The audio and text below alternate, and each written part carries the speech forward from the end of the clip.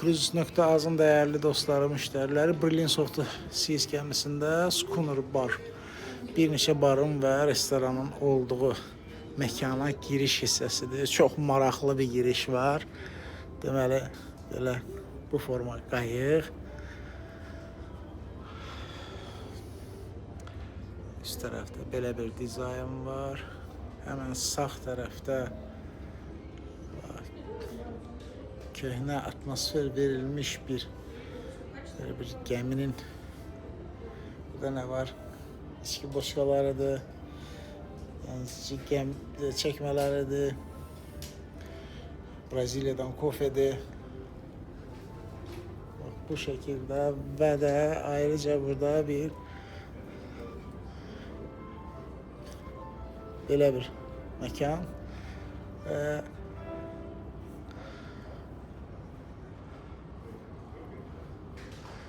Ümumi restoranlara və kafelərə, yəni pullu, bu hissə pullu olan hissədir, giriş. Belə bir gəmi maketi var. Böyük bir gəmi maketidir.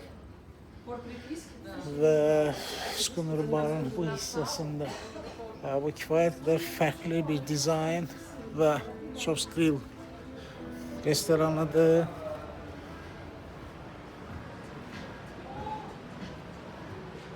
Belə bir restoran. Biraz tünd renklere üstünlük veriblər. Bu öz-özlüyündə həm belki biraz ab-havanı ağırlaştırır, ama bir hoş bir ambiyans da yaradır. Bu tərəfdə yenə deməli pərdə hissəsində belə bir maraqlı bir hissə var. Sanki gəminin yelkənləridir. Ama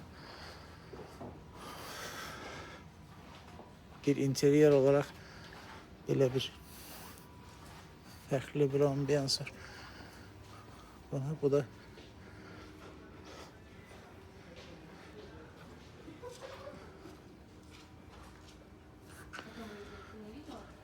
Royal'da ifa edirlər. Böyle bir de burada gemini kaçırdık. Burada bir gemi varmış. Bakalım sen tanış gelir mi ağlar?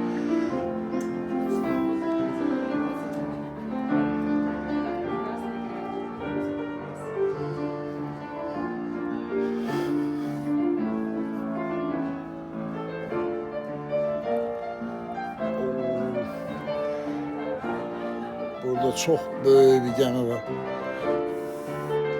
Haydi ışık düşür. Çalışacağım ışığı görüm. Işığı görebilsem göstereceğim size. Böyle bir